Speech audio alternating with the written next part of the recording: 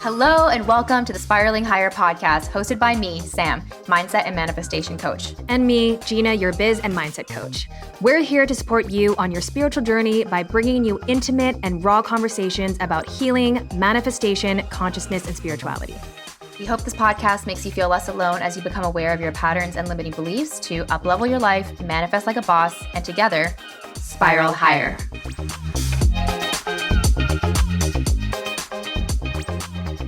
Finally back home after literally an entire week of being away from my bestie and twin flame Gina. It's always so painful when you're gone. I just patiently wait for you to return. I know, because when I'm away on my vacations, I am so immersed in the present moment. I don't go on my phone a lot. If I can, I don't even take my phone off airplane mode because that costs extra money and I don't see the value because I'm like, I don't need it. I don't need my phone, right? And so I didn't get to talk with Gina that much. I did text her a few of the days, but I was just so excited to come back and honestly just talk to her every day. We did try to keep in touch as much as we could. We talked on the plane. You couldn't get Wi-Fi. You would have paid. I was going to pay. Yeah. I was going to pay for that, but it wasn't offered. It wasn't available.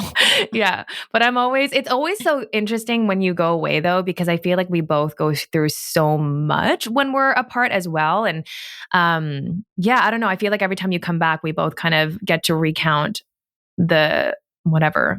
Like whatever happened. Yeah, just kind of like the hurdles that we jumped and the things that we experienced. And so, welcome back. I feel like we hit hit it off with a bang. I mean, you just got back like 2 days ago. Literally 2 days ago. Yeah. You know what's crazy? Since I've been living, this is not that crazy though. Actually, that was actually the motto of the entire trip. They're like, oh, Sam's about to speak, because I said, every time before I would say anything, I'd be like, hey, you know what's crazy? Actually, it's not that crazy. And it became like a literal joke. It was like, Sam's about to say something that's crazy. That's not that crazy. But it's since I've become... I was just gonna say it's really funny because you do like to announce when you're about to share something. We actually talked about that yesterday too. So that makes sense. I'm about to share. I have to tell you something, and I'm like, what? Instead of just going into it. Instead of just telling you something. Yes. So the entire trip I kept saying, I'm about to share something that's crazy. That's not actually that crazy. Yes. And that crazy, not so crazy thing right now is that once you begin to live so presently in the moment, time expands. It's so stretchy. I feel like every single day was so long because I'm in the moment. And I thought about the analogy of a movie and how if you don't fast forward the movie, it's obviously slow, but it's not slow. It's just the speed of the movie, such as the speed of your life. But if I fast forward through it and I'm not paying attention to all the details, I'm not present, then it goes by faster. So I feel like the experience of a day going by long or going by quickly or slowly has to do with my degree of presence. And so I was gone for 1 week, but I kept saying to everyone there, and since I got back to you and my partner, that I feel like I've been gone for a month. But it was just 7 days. And so during that time, I just experienced the sensation of, I kept saying to my friends, I love this part. I love this part. And I felt this like deep appreciation for the most mundane things. I'll never forget, I was standing outside of this, I guess it was a little cafe where we had some like beverages. It was like, I don't know, I'm obsessed now with kava, by the way, which is, I want to say sort of like matcha. It's like a root powder that's really popular there that they mix, and it makes you feel really like grounded and like alert at the same time. Anyways, outside of that cafe, my friend Jackie and I, we were just staring at the ground, and there was this amazing line of leaf cutter ants, I guess. So there were these ants that were holding this huge, they weren't huge because they're ants, but like huge for them, pieces of grass. They were just holding these pieces of grass, and we like kneeled down on the ground and we just like watched these ants moving. Oh, they were holding flowers. Sorry, they were holding flowers. And I have an incredible, intense video of this, but they were holding these flowers, and we just like, we were just laughing and looking at these ants, and we were like, what are they doing? Like, where are they going? Like, why are they holding those flowers? And Jackie kept saying, they're holding precious cargo, like they're just, yeah. And it was like a nothing moment, but it was an everything moment because I was paying attention to it. I feel like in other times in my life, like I wouldn't even remember that. I'd be like, what? I don't remember. Well, you wouldn't even be looking down. I wouldn't even be looking down. And I wouldn't think back like, oh yeah, like remember when we were like kneeling on the ground and looking at those little ants that were like carrying the flowers? Like I feel like I can remember every single little detail because I was just so present. Well, I feel like we've talked about this before, that some of my favorite moments with my daughter are like when we're in the car and she's just looking out the window and I can see her in my rear view. Like those moments with her in the car, like burned into my memory. It's not necessarily the first day of school, but like on the way there, or even with you and I in our retreat in Arizona. Some of my favorite moments of you are when you didn't. I was sad. When you were looking pensively out the window in deep thought. But that is, I remember on the plane, you were quite sad and your eyes were closed. And I just like looked at you and I was just creepily staring at you with so much love. And I just like grabbed your hand and you just like squeezed it back. And I'll never forget that moment. It wasn't just the retreat. Like that moment was just as big to me and my experience than the actual retreat itself. And yeah. I think something that you and I have really taught each other and grounded into is that no moment is bigger or smaller than another moment. Mm-hmm. The present moment is the moment of the hour. Like this is the moment because it's the one you're in. And when you learn to respect reality in that way, you just become a magnet for all the good things. Because imagine just feeling appreciation for every moment. Like no matter how eventful or non-eventful it is, it just creates this magnetic field around your heart. And so that's what I felt this past week. And I'm so confident too that magnetism is what actually birthed the conversation we just had with Jana, because oh my God, I feel like our hearts were just blown open during that conversation.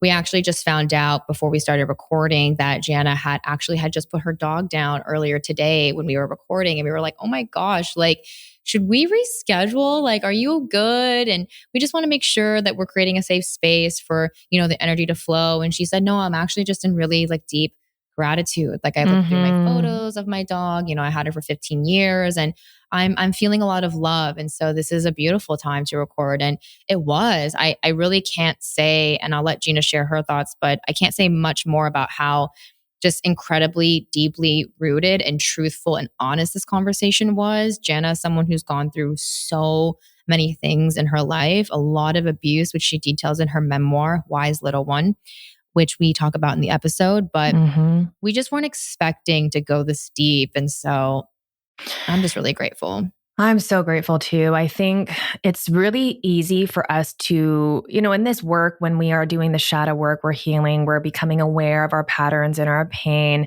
It's very easy to believe that our circumstances are holding us back, or our circumstances are creating a block, or, I can't do that because of X, Y, Z. This happened to me.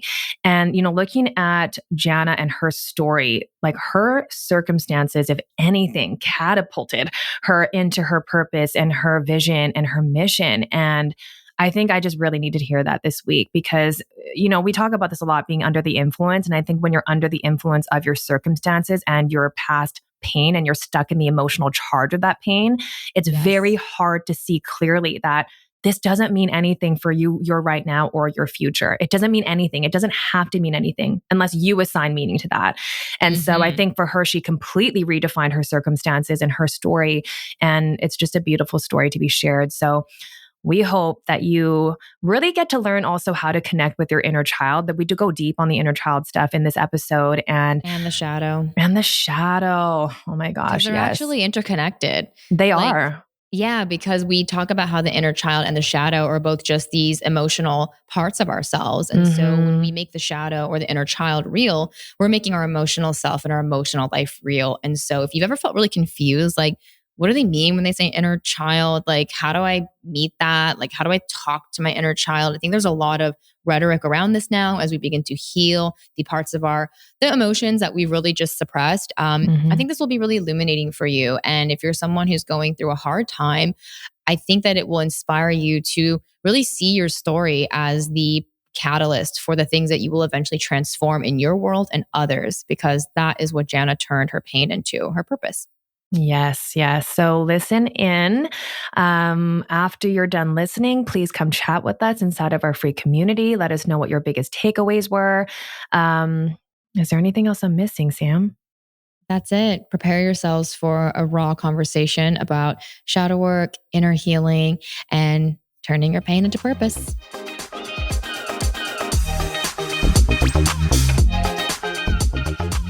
Hey, spiralers, we found something that we could not wait to tell you about.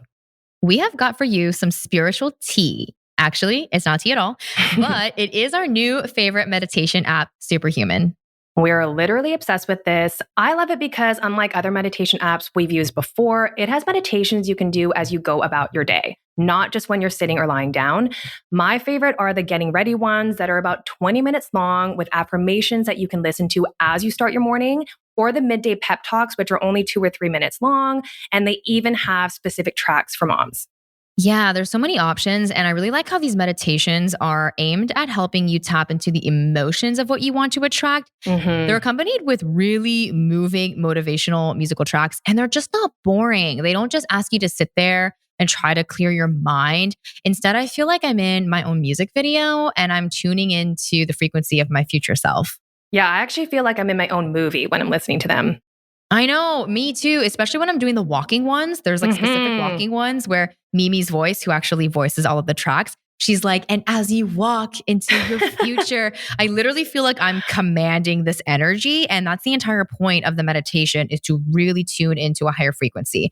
And so with our code, you can try the Superhuman app with 1 free month in addition to their trial offer of 2 complimentary weeks. That's 6 entire free weeks to tune into the frequency of your highest timeline. So abundant. We want you to try it for yourself and let us know what you think, because you have absolutely nothing to lose. And you can redeem your free 6 weeks of the Superhuman app now by clicking the link in our show notes and using the code Spiraling Higher with no spaces. We know you're going to love this one, and we feel confident that your vibrations are going to spiral higher. Jana, we are so excited to have you on the podcast. I have been religiously reading your book over the past couple of weeks, and I just want to start by saying a huge thank you to you for sharing your story so beautifully, but so raw and so honest in your book. And, I was just gripping each page, just turning each one, because it's just one thing after another that you experienced growing up. And you can feel the pain that you endured, but then you also can see so clearly the hope and the faith that spurred from that. And so I just want to really start off this conversation by saying thank you so much for sharing your story, because already I have been impacted, and I know everyone else listening will be as well. So thank you for being here. Thank you so much, Gina and Sam, for having me and for saying all those wonderful words about my story.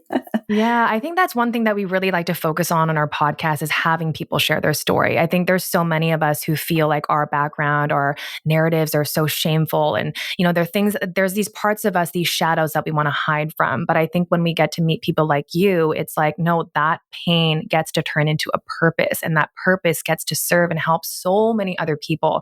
And so you're such a beautiful example of that. So, I would love for you to maybe just start and introduce our listeners to your book. What really inspired you to write it? And maybe just a little bit about your background and kind of where you've come from and where you are now. Okay, I would love to. Yeah, I'm a Southern girl, and I was raised in the deep South in the Bible Belt. And for many years, I did carry so much shame about my childhood, all the labels that I was given of white trash. And, I grew up poor. My mom was pretty much a single mom. She suffered from mental illness, and there was my brother and myself. And we, socioeconomically, we were very at the low bottom of the totem pole, and took handouts from the state. And my mom was in and out of mental institutions. And, so there was a lot of trauma, and I write about that. And I certainly couldn't have written about that until I really met myself, until I took myself through deep healing, which never ends. Just this week, another layer has been peeled back, and the vulnerability of exposing your story in this way.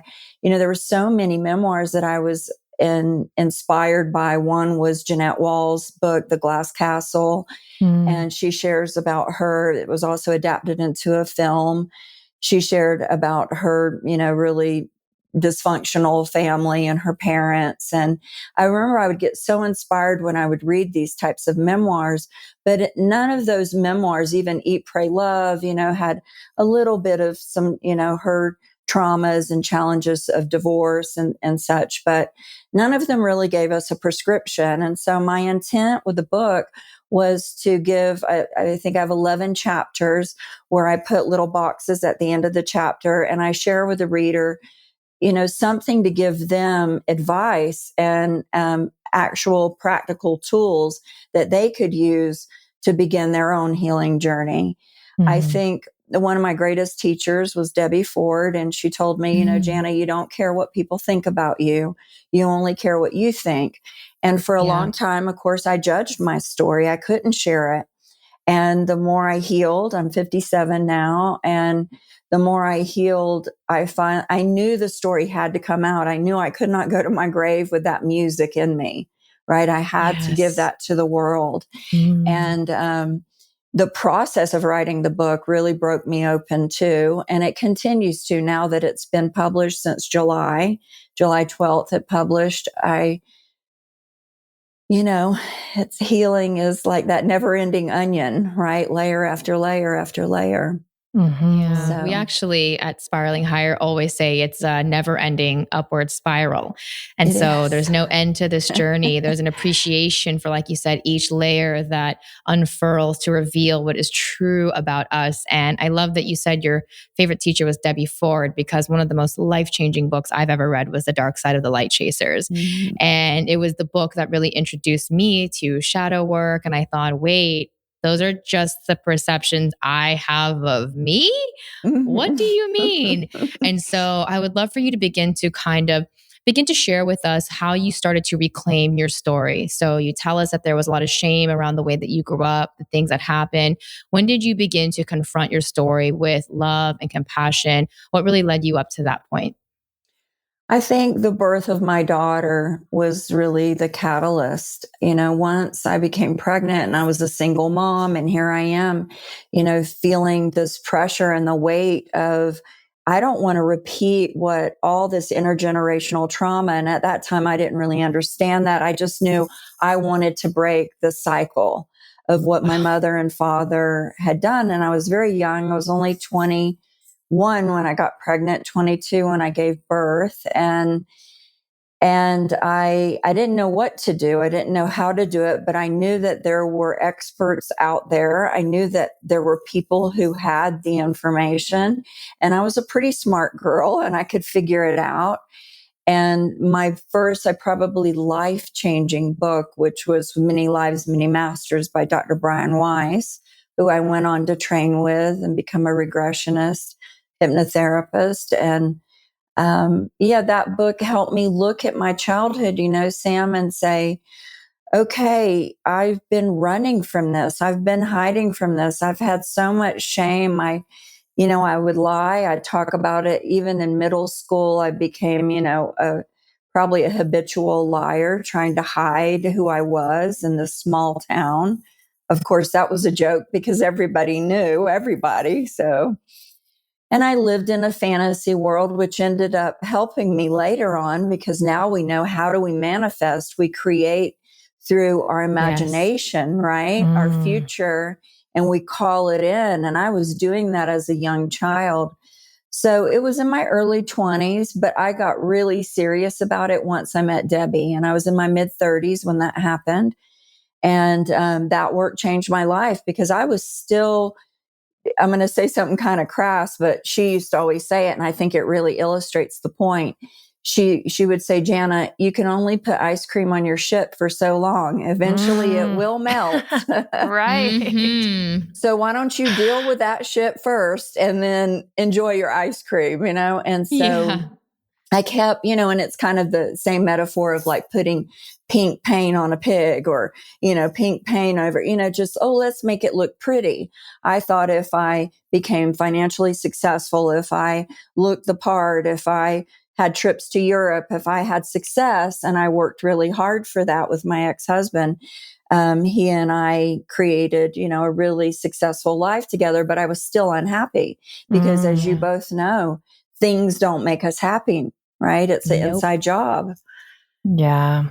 Yeah. I think that's such a beautiful share. And I think, reading through your book and just the amount of abuse you witness, what you experience yourself, I think it's so such a beautiful example of how that doesn't have to define you. I think these stories that reside in our minds and we kind of see ourselves in a certain way for so long that it's so hard to break out of the fact that maybe my life can look a little bit different. And I think in the book you shared, there's so many examples of how you were able to see beyond just your circumstances. There's one part of the book that I love that you were talking about driving like a hoopty, you called it, like a car that was kind of beat up. But you were like, there's also beauty in that, because with a luxury vehicle, you might be listening to like the fancy station, but you ended up listening to like Les Brown and all of these like motivational speakers. And so I just love how you took whatever you had, whatever circumstance you had, and you turned that into something beautiful. Even at very first chapter of the book where you talked about how your parents were having an argument, you went outside and you had this beautiful connection to God in that moment. I would love for you to share that, and kind of throughout your life, every time something difficult happened, there seems to be a common thread that you were able to kind of spin that, even at a young age, into something that was helpful for you, something that you could hold on to and grab onto for faith. So I'd love for you to kind of share how you were able to do that, even at just such a young age. Well, growing up in the South, one of the gifts I feel in my childhood was, they're very, in Christianity, especially where I was raised, it was, life is very much wrapped up in that Wednesday and Sunday service. Yeah. And as a child, it was the only place that I went that I felt a sense of stability and normalcy, and we would kind of go to the boring church, and then sometimes we would go to the Holy Roller Church where they would sing and worship. And when they would sing and worship, I think one of my earliest memories, I'm around 6 or 7, I get what they call slain in the spirit. And when you're slain in the spirit, it's in Hinduism and in India. One of my teachers now, they call it Shaktipat, which is the Sanskrit. So it's kind of an awakening of all your chakras. It's like a blowout experience where you go into a static state and you're not aware of anything. It's pure bliss, right? It's probably what's happening in the neuroreceptor sites is just, all kinds of serotonin and dopamine, and it's like ecstasy. And I was just in ecstasy, and that happened a few times when I was very young. It didn't happen again until I always felt, though, a presence of spirit. And of course, back then I named it Jesus. I had names for it. Now I see it differently. I relate with it differently. I do have a relationship with Jesus. I wouldn't consider myself, a religious person, though. I'm very spiritual and believe in all paths, right? But the one that you're talking about in particular, Gina, was, it was after a lot of complex trauma. I definitely have been diagnosed with CPTSD, which is, just compounded every day when you children who live in war zones, who see and witness things that no child should see or witness. And, but it was an inner resource. The gift in that was I could call on and start praying. And I believe I had a near-death experience. So the trauma of my dad beating my mom once again, I'm 12 years old, I'm praying. And then all of a sudden I just feel light and free. I felt free, and I could still hear him screaming and her screaming, and I kind of remember asking, like, what is happening? And all of a sudden I looked around, and it was like I was one with the stars and the galaxy, and I was just in bliss. And I heard, because I'm more clairaudient, I think we develop different gifts, clairvoyant, clairsentient, clairaudient. Mine was definitely, I would have a hearing, and I heard, those are not your parents, I am. And that is not your life, this is. Oh. And still to this day, when I talk about it, I get emotional because it was an awakening like I had never had. And I think being prepubescent and, in that stage of, about to be a teenager, and it ignited what I call the inner dragon slayer. My throat chakra like exploded. And then I was able to stand up to my dad and my mom and speak truth. And I became kind of a truth slayer, a soul slapper. I would whatever was there. And now I get paid for it. Back then they hated me for it. Wow. I love that you said soul slapper, because I feel like that's what I do with my clients. I always call it a spiritual bitch slap, because when It's a soul slap. Yeah. it's a soul slap, because I felt really moved by that, because I think that the spiritual awakening is awakening to the deeper life that you are, the deeper presence that you are. And then you really do quite literally die to the story of who you think you are. You know, the story that you are Sam, the story that you are Jana, the story of Gina, right? Everything that happened to you. It feels like literally a mask that you've been wearing and just pretending to be your whole life. And then you wake up and realize, wait, I'm the one who's watching all of that. And just, I'm here for it all. But that's not happening to me. And I think that is something really difficult for people to hear sometimes, especially people who have been through really abusive situations. And so being that you have been someone who has gone through those things and overcome them, I would love for you to share how that perspective of a deeper life has been supportive to you, because I think some people might see and hear that and think, oh, that's just spiritual bypassing. Like that's you not looking at your stuff. And I do sometimes have trouble actually responding to that, because I feel like the response is so nuanced and only really meets people at a certain state of consciousness. But because you have come from those experiences that most people would define so powerfully as like, those were bad things that happened to me, leaving themselves in a victim state of consciousness. How did you begin to see yourself not as the victim to these stories and these events, but really as your own heroine, your own savior? Yeah, that's a beautiful question. And you're right. It can be spiritual bypassing. And it certainly wasn't for me. The only time again I felt peace was in nature and was in worship, in devotion. And so I believe, we're all operating at different states of consciousness. I came into a family of origin with some baby souls, that needed, I'm not a baby soul. I'm an old soul. I'm here for a purpose. I'm here to do something. And I think that deeper knowingness woke up in me when that happened. And I knew I had a purpose. I knew all of this was happening for a reason. And so I went, very diligently about, figuring it out. And so I did the deeper work. I went to therapy. I began to read books, become voracious in that search to understand, what is this? Why am I here? Who am I? And Vedanta, that's the number one reason we suffer is we don't know the nature of true reality. And the nature of true reality is we are divine. We are not separate from the creator. We are the creator. 100%. So once I started, Sam, to understand that intellectually, and it just slowly began to seep into my experience, into my life, that I am the creator. And I began to be a meditator and I had gifts. I mean, my mom's mental illness, she would have electroconvulsive therapy. And once they still do this, but there was so much stigma. One flew over the cuckoo's nest and, oh, she's crazy and my mom's crazy and my mom's a victim. So I was being conditioned by this woman. I do not want to be like her. I want to be strong. I was more like, I'd rather be like my dad, the monster than the victim. And right. So I started to really get that strength, and pull myself up and get really clear. And of course, having Taylor, my daughter, it gave me the impetus. It gave me the will, the drive to do that.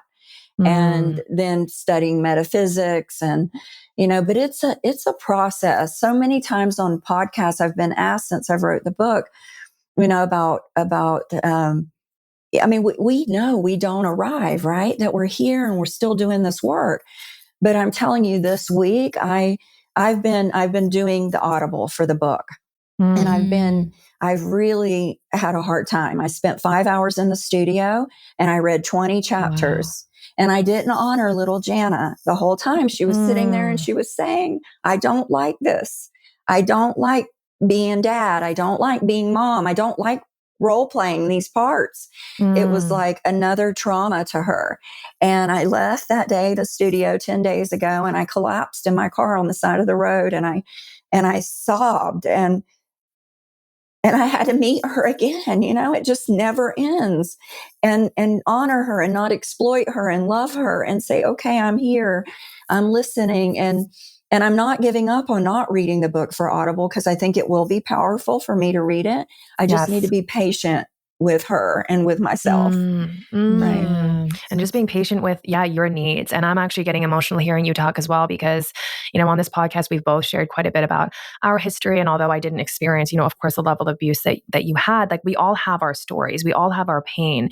Yes. And sometimes, you can almost re-traumatize yourself in an effort to, you're obviously doing the book for a reason. And so sometimes we think this is what I'm supposed to be doing, and we push and push and push.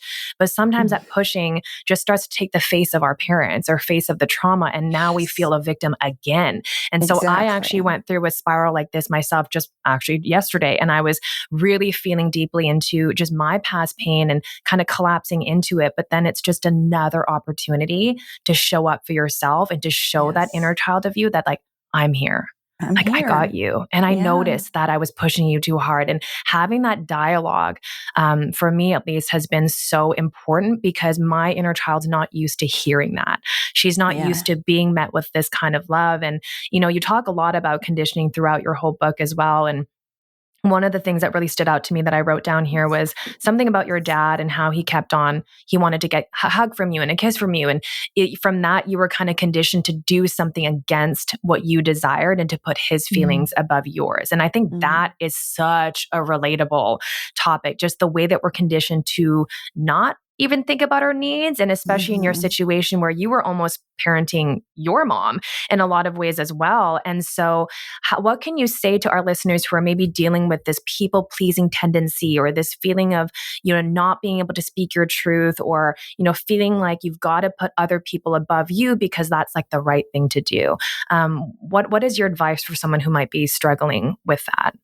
Well, I mean, really what people pleasers are caretakers, right? And in codependent relationships, and of course, in family of origins where it is dysfunctional, there's enmeshment. Everybody, say there's 2 or 3 kids, it's the kids. Nobody has individuality. Nobody has their own agency. It's, if one of the parents, is an addict, or a parent is a workaholic, or they're just so emotionally disconnected, one parent, might take the role of caretaker, and that person believes, to be a good person, I must give up what I need to make someone else happy. If they're unhappy, I must do something to make them happy. And then, of course, the taker, which often is the addict, the person that they believe they can't care for themselves, that they need you. And so therefore they, are taking from you, right? They believe you're responsible for their feelings. When people say, I tell clients all the time, if you find yourself saying, you made me feel, you're being a taker, because people can't make you feel. Yeah, they can intentionally hurt you and break your heart, but you're helpless over them. You can't control them. And so caretakers and two dependent people get together and they create a codependent relationship. Now, 2 independent people get together that are whole and healed, and they create a co-committed relationship. It means I'm responsible for my emotions. You're responsible for yours. If you do or say something that upsets me, then I will process it and come to you and say, hey, what was your intent when you said this or did this? Because I told myself a story, and that story was this, that you don't love me, you don't respect me, that you think I'm an idiot, whatever it is that true? And then they have an opportunity to say, oh gosh, no, like I was just very disconnected. I apologize. Or yeah, I was intentional. I wanted to be hurtful and mean and, cop to it. So dysfunctional relationships, people pleasers are caretakers. They believe that they are a good person. And one of my teachers would always say, selfishness, the distinction between selfishness and self-responsible. Now, selfish people will call you selfish when you don't do what they want you to do. And if you consistently always do what you want to do and don't consider others, you are selfish. However, you always to thine own self be true above all else, Shakespeare said. And it's true, because if I'm not honoring my emotions, AKA the inner child, right? If I'm not honoring her and I'm giving her away, I'm abandoning her. And then she's going to war with me. That's when the shadow gets created. That's when she's going to say, okay, I'm going to act out. I'm going to do things and embarrass you and behave in certain ways, and it's going to come out. And, it gets very distorted, the personality. It's like we go to war with ourselves. And, does that make sense? Absolutely. And I'm amazed by the synchronicity of this conversation, because I work with clients in groups and in one-on-one. But yesterday, my one-on-one client had the biggest, most massive breakthrough, because after 3 months of working together, she finally realized, oh my God, everyone's responsible for their own feelings. Like, 'cause she didn't know that. And I was like, no, you have to understand, most people don't know that. Most people say, you made me feel angry. You made me feel jealous. You made me feel this way. And it leaves them in a victim state of consciousness, constantly needing to manipulate what other people do and say around them so that they can feel happy. They create the experience of walking on eggshells rather than getting curious about what assumptions and meaning makings they've made about that. Exactly. And it's so funny, because she said to me, okay, I'm following. That makes sense. But doesn't that make me selfish? She's like, if I don't care about other people. And I said, no, you're not selfish. You get curious about what your intentions were behind that. And I asked her about this situation that came up where her friend said, oh, you made me feel this way. And she was like, well, I don't think I had a bad intention. And I was like, exactly. You had very positive intentions. And what your job and role in this situation is to explain what your intention was behind that. Her job is to get curious about what her interpretation was of that. Exactly. And so when you said co-committed relationship, I really just thought of me and Gina and the template that we've created for ourselves and for so many of our listeners, because between the two of us, we know that when we feel triggered, let's say, by either one of each other, we know that it's our own story, because we know that the intentions are always of the highest. And so it's actually such a beautiful teaching when we get triggered by each other, because we get to reveal a part of our shadow, right? A part of ourselves that has not taken responsibility for the meaning making or the story that has been created. And so I just wanted to say thank you for sharing your explanation of codependency and people pleasing, because to me, it really just points out our one core flaw, which is that we don't understand that we are responsible for everything we create. Everything. Yeah. And what you said, it brings to mind also in the Vedas, Deepak Chopra, I worked at the Chopra Center, trained with him. He's really been my teacher the longest. The teachings of Vedanta and non-dualism is really, really, really what took me to a deeper level. And one of the teachings and Jungian shadow work comes from the Vedas. And it goes back to Tattvam Asi. Tattvam Asi is a Sanskrit meaning. It says, I see the other in myself and myself in the other. And it's the mirror of relationship. And so if we all had emotional intelligence, we went to school and we went to a class where every year we sat and we talked about core painful emotions. We talked about mean making, like you're saying, how we create stories. We unpacked what's happening within us. It's not all about the mind and academia and intellect, right? It's about our emotional intelligence. That's what's going to determine how happy we are in life, how successful we are, right? Is through our emotional intelligence.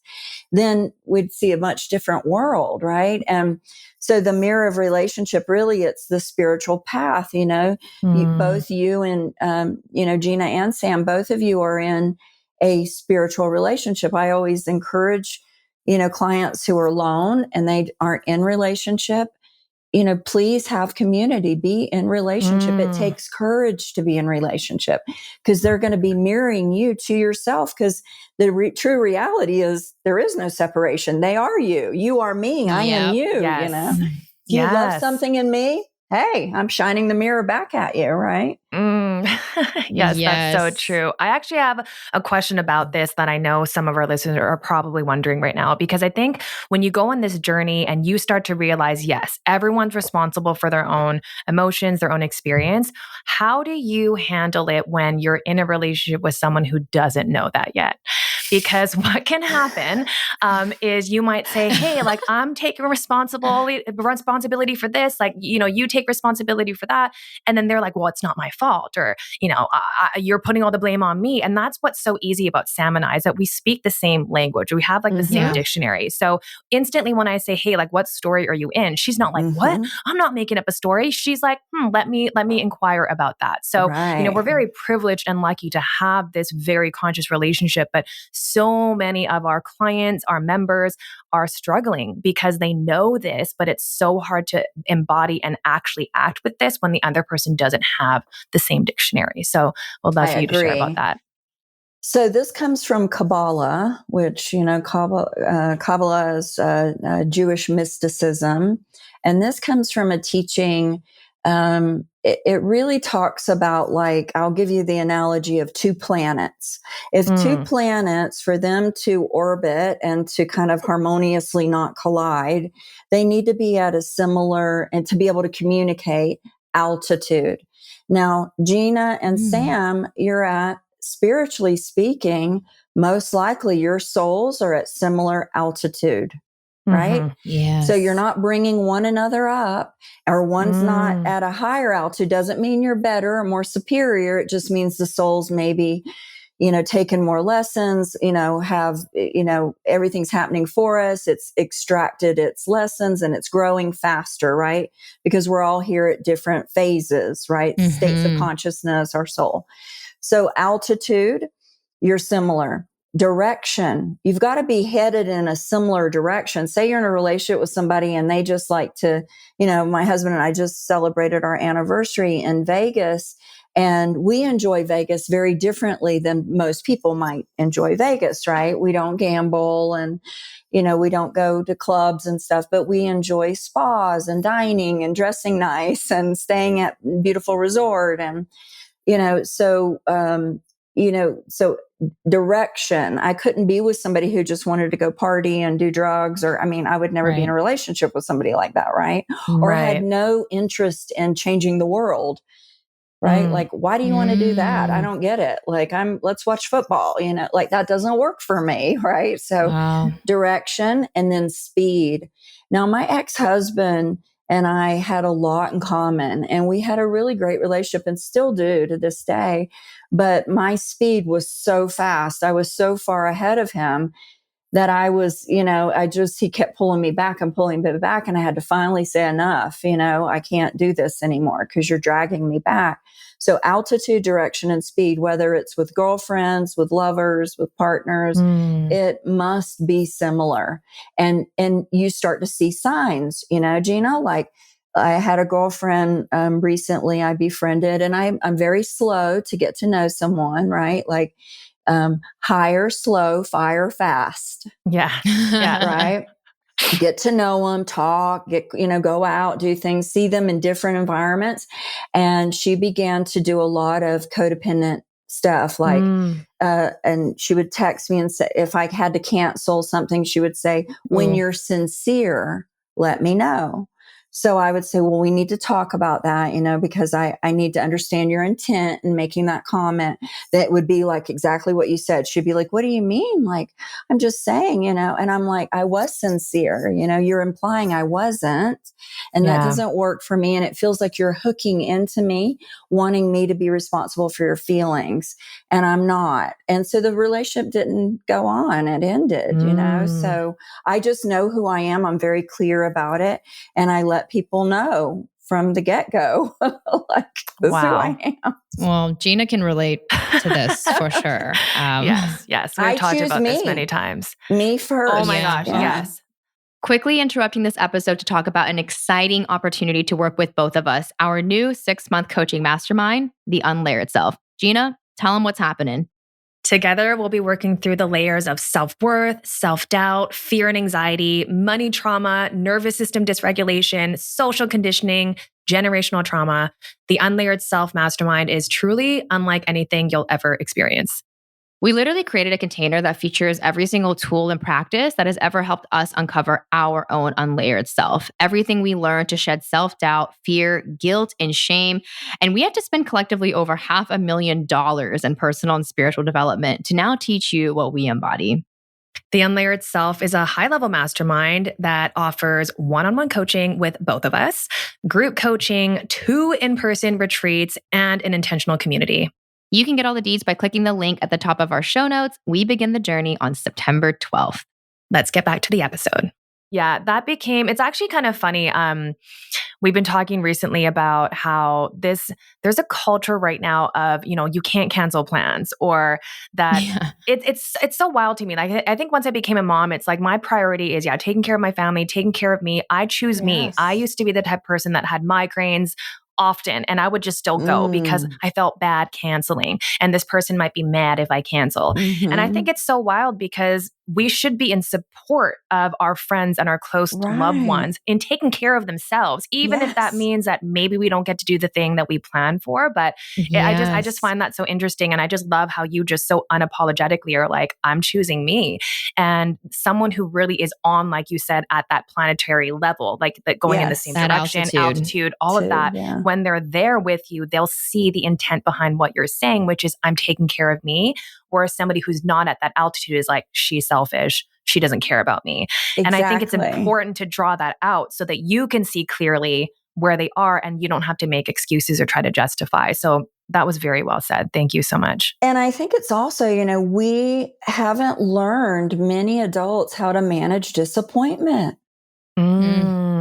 Like we have to manage, we're adults. I said to her, listen, I understand you're disappointed you didn't get to spend the day with me. And, but things came up and it just wasn't in flow. It was snowing. There was a weather issue. I mean, really, I had no control over it. And, but I just didn't like how she tried to hook in. And I said, so you've got to learn how to manage your disappointments. You're an adult. And I love the holistic psychologist, Nicole LaPrea. She talks about that as well. Manage your disappointments. You're an adult. Like, okay, I got it. Check. Right. I always tell my clients that every single emotion is an opportunity and a window into your subconscious, right? Until you feel an emotion, you can't get curious about what you made that mean. Because when Gina cancels on me, I actually don't experience any disappointment. I really don't. Because I know that she's doing what's best for her, and what's best for her is what's best for us as a co-committed partners. So, but if I did experience disappointment, I would be able to get curious about what my expectation was of her, and probably reveal to myself that I was relying on her and her doing the thing with me to make me happy. Exactly. And this is when I realized that I'm both the problem and the solution to my own suffering. Is like, I created that expectation. I hooked into her. I needed her to do that in order for me to be happy. Now that she's not doing it, I'm saying my happiness is absent, when in reality it was always within my control. And I think this can lead us into a separate sort of branch of this conversation. But I think when we are conscious in this way, we are at this certain altitude and we have to break it to our friends or partners that is not my responsibility. These are my intentions. I think we have to inevitably accept sometimes that we will be the villain in the story. And I know Gina had to deal with that. Yeah, very uncomfortable, because that really comes from my conditioning of wanting to be liked and accepted. And, and you feel like it's your responsibility to make that person happy, right? Not even that you're putting, your happiness in them. It's like, I have to make her happy. And so I am 100% okay with being the villain, because I'm not the villain to myself, right? Because in the opposite of that, I'm the villain treating myself terribly just to help this other person. And that's backwards. I think if we all step into the hero story of our own story, then none of us are going to be a victim to anything, right? But it can be really hard to hear that. And it's why I got lit up with Debbie Ford and the way she presented shadow work, because when I first heard her speak and she said, "Hi, I'm Debbie Ford and I'm a bitch." And I was like, oh my God, I'm looking around the room like, me too, but I'm trying to hide that shit. And it come out, and it embarrassed me, and I would rage at my daughter and I would behave in ways that I just had so much shame. And I knew I had a lot of anger from my childhood. And so I was trying to put the pink paint, the ice cream over it. And once she came into my life and she gave me permission at this huge spiritual conference to own that, yeah, there's a part of me. It certainly isn't the totality, but there's a part of me that you better not mess with me, because I had a gun put to my head, because I had a father who raged, because I went through a lot of crap. I have, some strength inside of me, and I don't want to get rid of her. Right? Like, I'm not somebody that somebody's going to walk over or take advantage of. I'm not prey.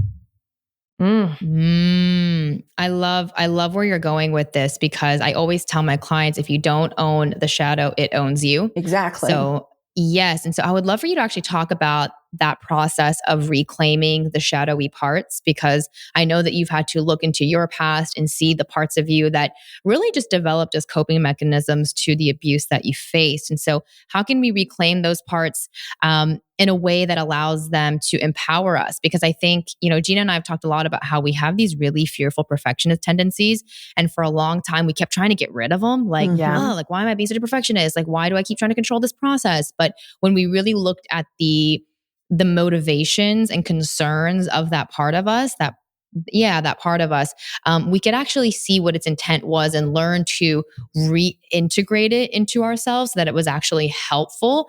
But I don't have a clear way of explaining how I did that. And I even said to Gina yesterday, I don't know how I did that. I could just see it. And so I'm wondering if you actually have a process. And since you work so closely with Debbie Ford, who talks so much about shadow work, and I'll make sure to link that book along with Jana's book too, because it's so empowering. But could you tell us a little bit more about how you reclaimed the parts of your shadow and really how you began to meet your inner child? Yeah. And Sam, her book and all that information's in my book. So, if somebody reads the book. So, yeah. So Debbie was masterful at really extracting and simplifying shadow. And what she said is, this is a Ken Wilber term. You're either affected or you're informed. If you're affected by someone, right, then it's an emotional trigger, a button's push. So the distinction is, I'm affected versus informed. The three of us could go to lunch. Our waiter could be, in the weeds. He could be distracted. Maybe, Sam and I are just like, whatever, we've waited tables before, we don't care. And Gina's getting triggered and she's telling, and we're all experiencing the same thing. We've all seen this happen. Yep. And Gina's just like, what a dick he is. And she's getting all angry. And, why is he? Because maybe her core wound, a core false belief that's her operating system is, I'm invisible. Right? Maybe as a little girl, she didn't feel seen or heard by mom and dad. And that's a trauma. I had the big T traumas maybe, but trauma's trauma. And trauma is really defined in something, how we internalize something.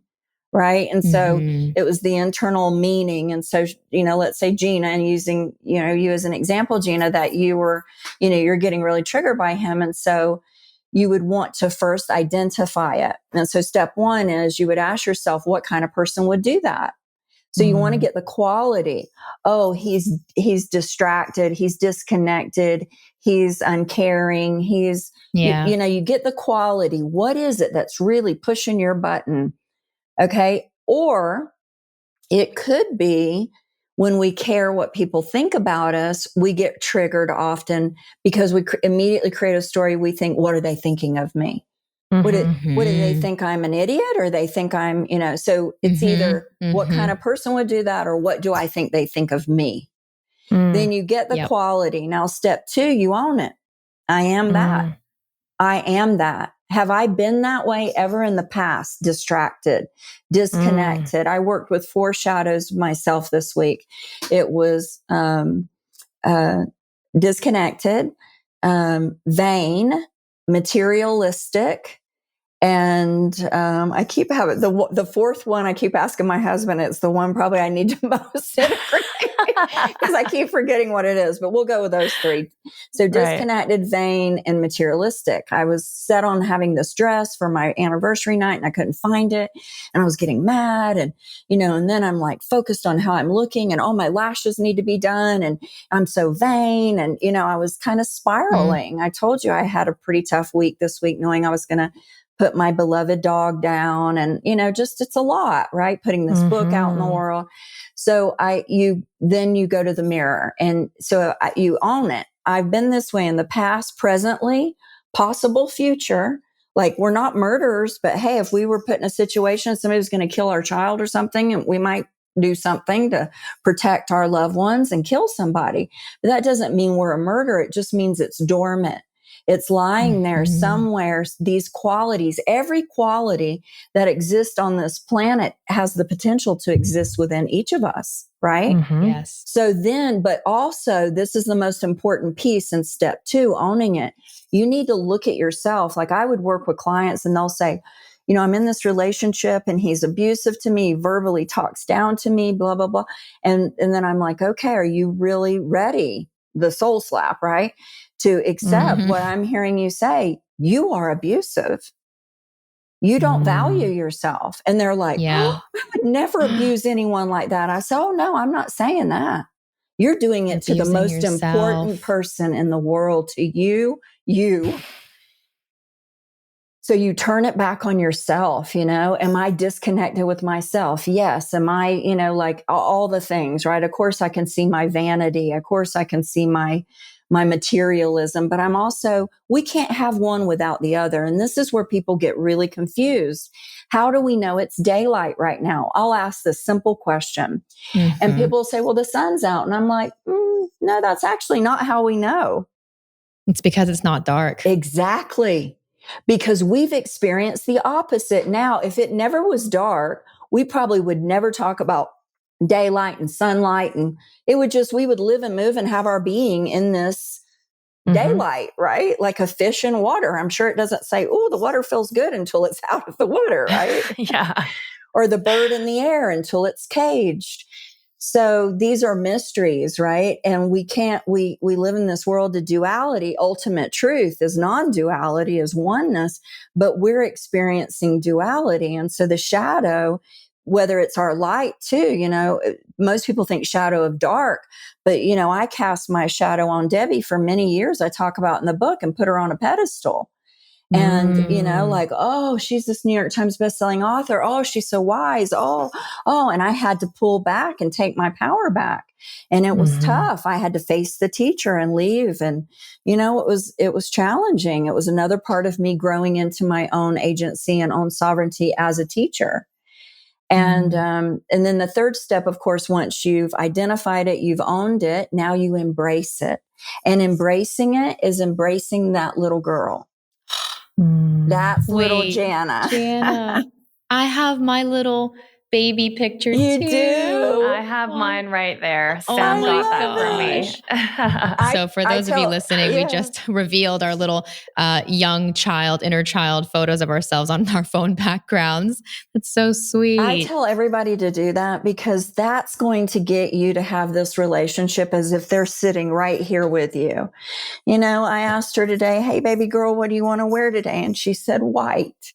You know, because she put down her beloved puppy and she didn't want to wear black. She wanted to wear white. And she told me, I just want to be grateful that I had, 15 years and, you know, with her. And, you know, I talked to her and you make them real. You make your emotional self real.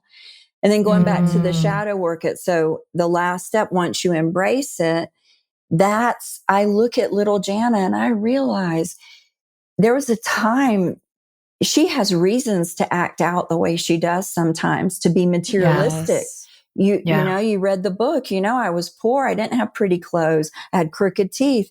Like, so she's like got something to prove. I want to look pretty. I want a new dress. And you know, and she was pitching a fit because she couldn't find it in Vegas. And, you know, and so I start to love her and I'm like, oh, you know, you're beautiful without the perfect dress. And I understand it. And instead of being mad at myself or being angry and calling myself materialistic, it's just a part of me.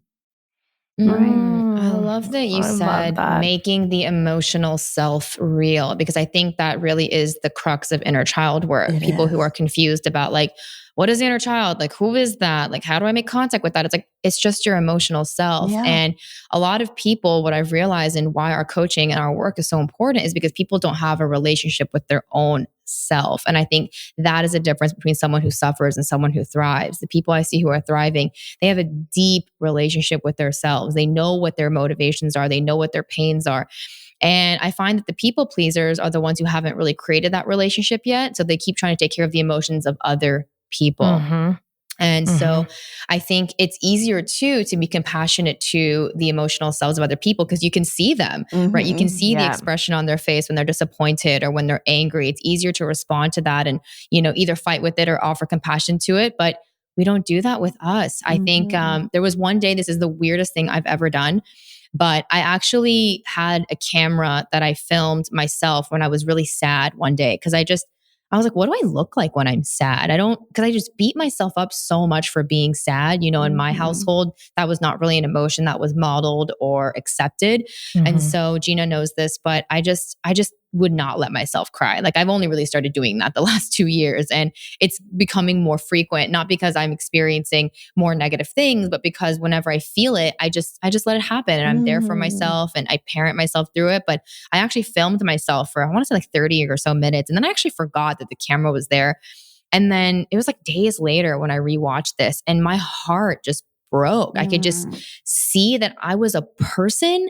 And I know that sounds insane because we don't think of ourselves as people. We're just like floating heads that walk around. But I saw myself as a human being with feelings. And I just wanted to go back in time and hold that version of myself. But what I realized is that I don't have to go back in time. I can just do that for myself in every now moment. Yes. The next time that I'm sad, I can do that for myself. The next time I'm angry, I can ask what happened, what's the disappointment? What was the expectation? I can do that with myself. And it's just been the most incredible journey I've been on to meet myself. And so I love that your book is really inspiring people to make contact with themselves and really too inspiring people to realize that it's actually the most painful parts that bring you back into reunion with yourself. I don't think that we can know, like you said, the contrast, the day and the night. We can't know the reunion with ourselves without leaving.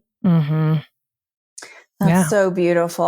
This morning going through old pictures with my dog, it was during the time of my divorce, and I had adopted these dogs, and they were my saving grace because my daughter was grown and I was out here in New Mexico alone. And, I was chopping wood and carrying water and doing the best I could to survive again.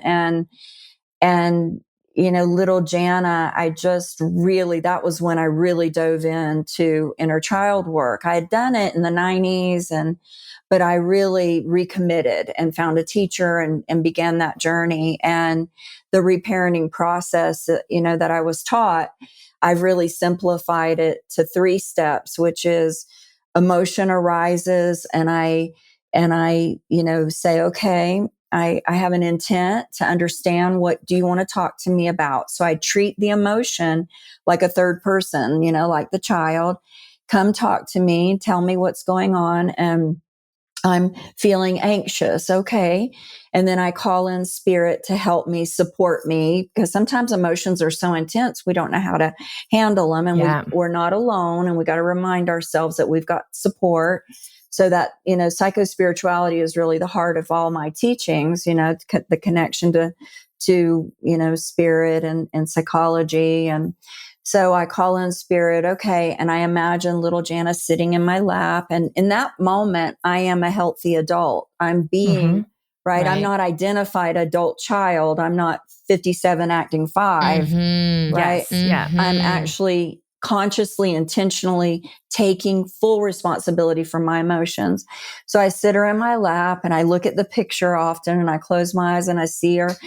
Okay, what am I saying that's making you anxious? Because anxiety is an emotion, a suffering emotion. It's one we create, right? There's only about 5 core painful emotions. Grief. We're not going to get out of life without grieving and sorrow. Heartbreak, heartache. My heart feels real broken right now. I'm grieving. These are all natural. I can't do a process over these feelings. I have to surrender into them and allow, the process to flow, right? They say strong emotion lasts usually about 90 seconds unless you start pushing up against it. But you both know that grief is a process. There's stages. And then there's fear and present danger. Now, anxiety would be a derivative of fear, and general anxiety disorder is at an all-time high because we've got a lot of talking heads in their heads telling themselves worst case scenarios of a future that hasn't came, and it's terrorizing the child. And the child is like, oh my gosh, like, are we serious? Because there's going to be a war. Like, do we need to go? Like, imagine, Gina and I talk about this all the time. Like, imagine you're a parent just like being scared all the time in your house. Like, you would be scared too. Like, you would just naturally start to develop, anxiety makes so much sense when you see it from that lens. Yeah. So I'll say, what am I saying to you? And immediately she tells me, well, you keep watching all this stuff about Maui and children are missing and people are dying. And I don't know what to do about that. And you're telling me, the retreat we're getting ready to do in Florida and, scaring myself. Focusing on things. Our attention is our most valuable asset. What we put it on fertilizes things. So I've been fertilizing some things this week that I'm helpless over, and they break my heart. And my little girl, my inner child, feels like, okay, enough. I can't handle anymore.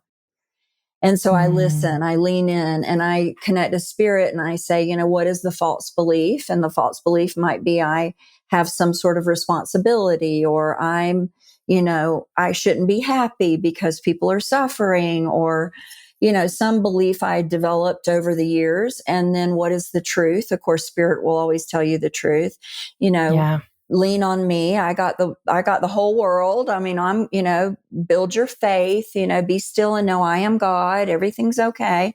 So I'll start to hear that voice of spirit soothe me. And then I just feel kind of like, I'm being held, the adult and the child's being held. And then what do I need to do? And so what I got this week was, refrain from social media, no watching, do some detox, no drinking, no, like really clean living. Not that I don't clean live, but, just really take it to the next level. And, and then take the action, do it, because nothing happens until we take action. And that is the reparenting process for me and what I teach. I love that. I think for me personally, it's been so helpful to have my daughter because she really is a personification of my inner child. Yes, and literally. So every time like she's going through something, I'm like, oh wait, like I feel that. And how would I respond? Like basically for me, when I think about how I need to be held or taken care of, I always just think, what would I do for her? Yep. But one thing that has been helpful for me is actually doing mirror work. Very similar to Sam's filming herself. But I remember this one day, I was so mad at myself for something. I can't remember. I was so upset. I was falling apart. I was just had such intense emotion of just anger and shame and guilt. And I remember I was like, I'm going to go talk to myself in the mirror and talk to this inner child. And I started crying, saying like, I just don't want you to be mad at me anymore. Like, please don't be mad. And the adult version of me was like, I don't even want to be mad at you. And it was just this realization of neither of us want this emotion of anger and shame and guilt. And something that I do, is actually like hold my face as I'm crying, because there's something so, I don't know, just loving about that touch, that embrace that makes me feel safe. And that's just something I wanted to put out there for anybody who's trying to practice connecting with that part of you, and actually opening up that dialogue and conversing with yourself can be really supportive of uncovering. Also, hand on left side of heart and hand on low belly and rocking. Okay, yeah. And you know how when they're babies, we hold them like this and we rock and we... Sometimes I do that. I'm just like, it's okay. Like soothe myself like a loving mother. Yes. Yeah. And when we can do that, I think so much of what we teach too is that your story follows your state. So, if we can focus on settling the nervous system first, and that's what I do with my daughter when she is, oh my gosh, yesterday she actually read a book that super freaked her out. And she was waiting for me to come in the room and she was crying in the bathroom. So I opened the door to let her know I was here, but that freaked her out even more. And she was like, and she just like hid behind the towel. And then she just grabbed me and just was shaking, physically shaking. And I just held her. And it wasn't about, don't listen to the book. The book is fake. It's fake. I didn't say any of that. It was more about, calming her nervous system, showing her that she's safe. And then once she was in a place of, okay, I know I'm safe, then it could be the lesson or whatever. And so I think that's a really important piece for us as we're doing this work on ourselves, is how can we settle ourselves first? And then we'll figure out the how from that place.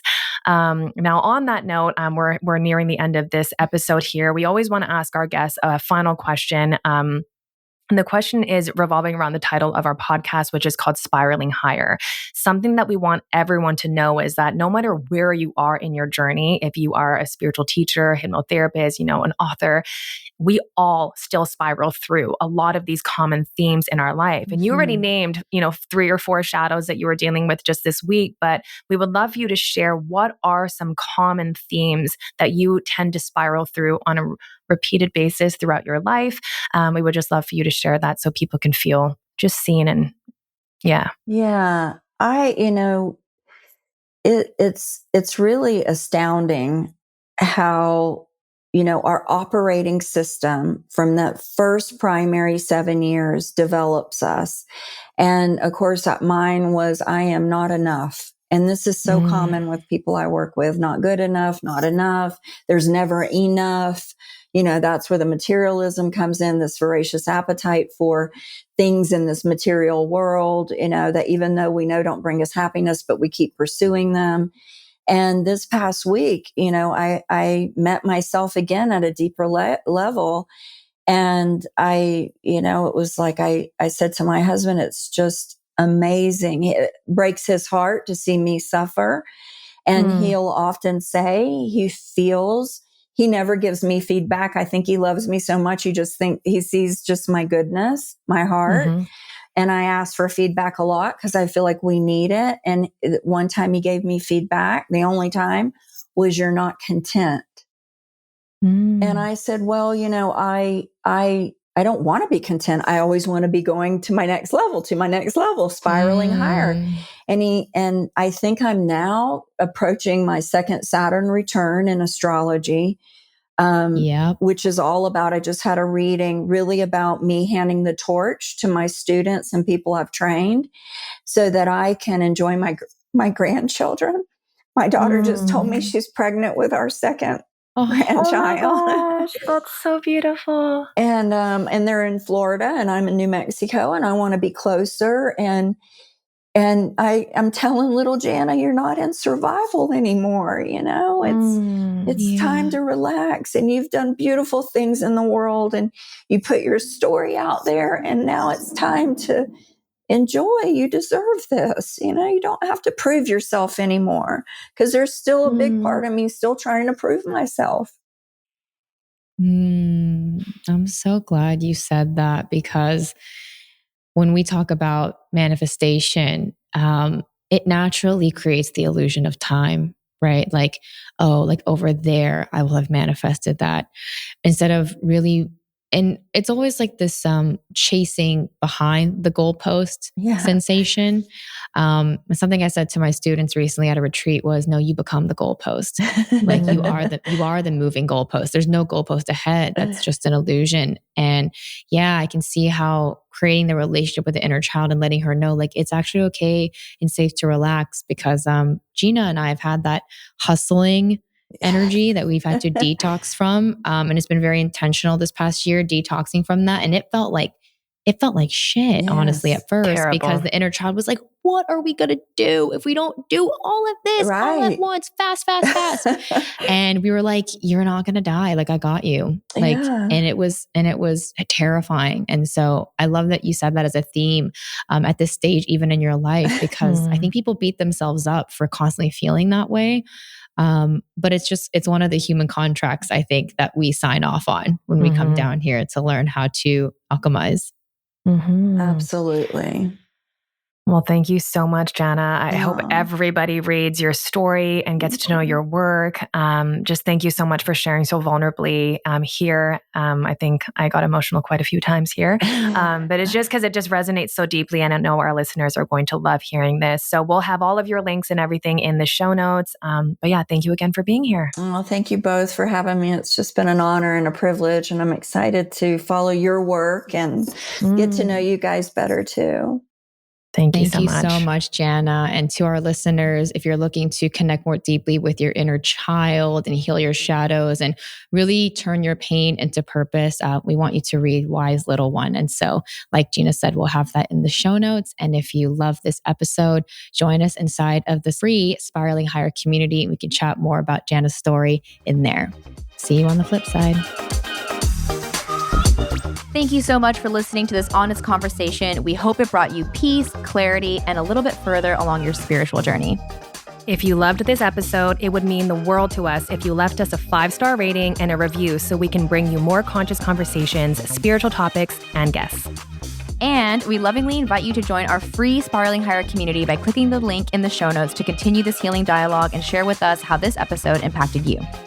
Come on in, introduce yourself, and meet your conscious besties in a safe space for healing conversations between us and other like-minded people on their healing journey.